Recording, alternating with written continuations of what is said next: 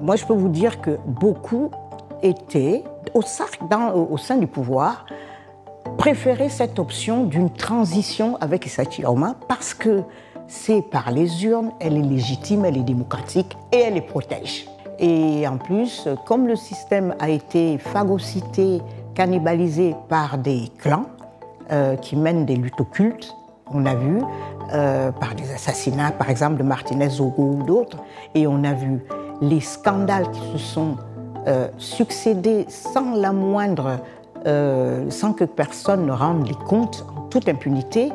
J'ai repensé à ce que disait Senghor au sujet de l'armée et des forces de l'ordre. À quelqu'un qui venait se plaindre en disant « oui, mais l'armée, oui, mais les policiers, oui ».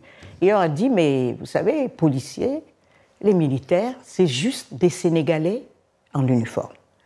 Et donc, actuellement, moi, je perçois une division et au sein, je dirais même de l'appareil, parce que la base du pouvoir s'était rétrécie. Beaucoup de gens, même dans le système, ne sont pas satisfaits de ces élections, des résultats qui ont été proclamés. Il n'y a qu'à voir les mines. C'était quand même assez frappant de voir que même pendant la proclamation, la mine était assez serrée dans la salle. C'était lugubre, et puis on a quand même...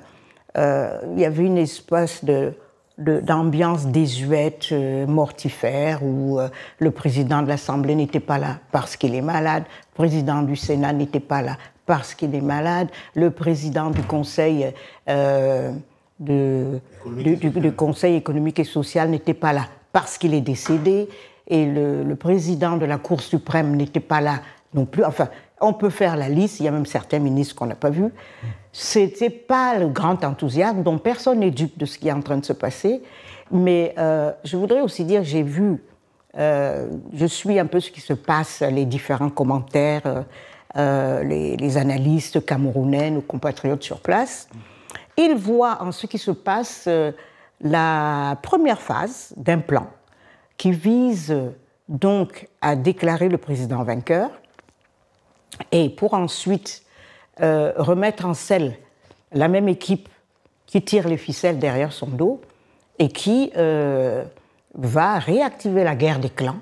Et il y a un clan qui va perdre parce que celui qui a le pouvoir, qui est puissant, a une certaine influence, une emprise sur des forces de l'ordre, la gendarmerie, même la DGRE, etc. Donc, ils comprennent bien que... du secrétaire général de la présidence, probablement. Ce qui se dit sur place, c'est l'analyse que font beaucoup.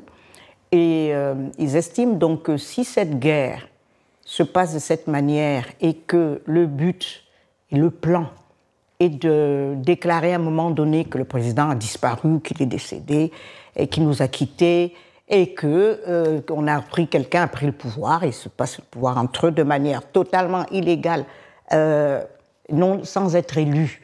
Et ça, il y a un des clans qui sera complètement liquidé et éliminé. Je crois qu'ils en sont conscients. C'est pour ça que, moi, je peux vous dire que beaucoup étaient, au sein du pouvoir, préféraient cette option d'une transition avec Issa Chiaoma parce que c'est par les urnes, elle est légitime, elle est démocratique et elle les protège. Parce que si, après, c'est des cuisines internes autour de tractations à la tunisienne, où on débarque le président d'une manière ou d'une autre et que d'autres se saisissent de pouvoir, ils savent que le camp qui est le mieux placé est le plus dangereux pour eux. Donc, Marie-Roger, j'insiste sur vous parce que vous allez nous quitter pour un autre plateau de télévision, mais ce qui se passe, cette révolte apparente dans les rues et qui embrase de nombreuses villes du Cameroun. Douala, on a vu notamment sur quelques images là, le quartier Noubel, mais d'autres quartiers où on déplore, vous le disiez, des victimes, mais aussi d'autres villes du pays, à Garoua, à l'ouest du pays. Ce qui se passe, selon vous, n'est pas qu'un fait passager lié à la colère populaire et qui pourrait, comment dire, se calmer dans les prochains jours. On assiste là à quelque chose de majeur. On ne sait pas comment ça va se passer, mais le mécontentement est profond. Et on ne sait pas comment il va continuer à se manifester. Ça, il y a une coupure nette entre le peuple camerounais et le pouvoir actuel. Je crois que malgré les chiffres qui sont proclamés, personne n'est dupe. Ils le savent tous. Et la détermination, parce que quand on parle des élections, on parle même de Tiroma, il est juste le reflet, la manifestation d'un rejet ou d'un espoir d'alternance. Ça aurait pu être lui, mais ça aurait pu être quelqu'un d'autre. Et actuellement, ce qui se passe, ce n'est pas tellement autour de sa personne.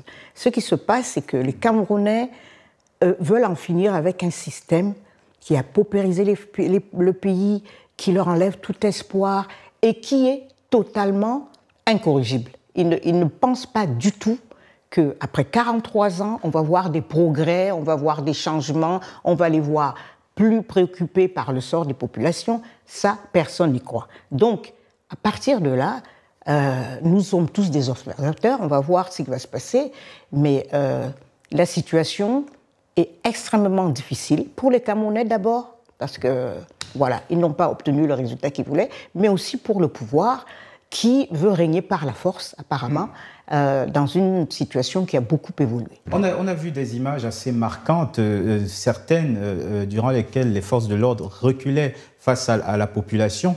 Vous qui avez observé cette vie politique camerounaise depuis plusieurs décennies, où placez-vous dans l'histoire politique camerounaise, justement, ce qui se passe là, quand on sait qu'on a connu les villes mortes de 91, les émeutes de la fin de 2008, ce qui se passe est quand même assez inédit, voir des Camerounais sortir et revendiquer aussi fermement leur droit au respect de leur vote, c'est inédit.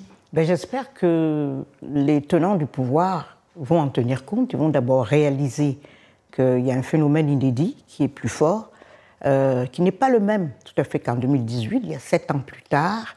Comme disait quelqu'un, la vieillesse n'est pas un crime, mais la vieillesse est une indication qu'on ne peut plus exercer certaines fonctions.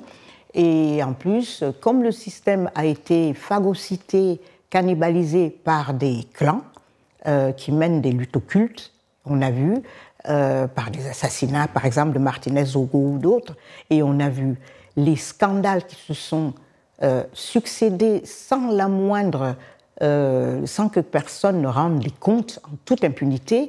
Là, par exemple, ces élections, rien que Elecam, selon les chiffres officiels, a coûté plus de 22 milliards, c'est-à-dire de l'argent dont on aurait besoin pour faire autre chose, parce que si ça ne sert à rien de faire des élections et de dépenser tout ça si on ne veut pas respecter le résultat.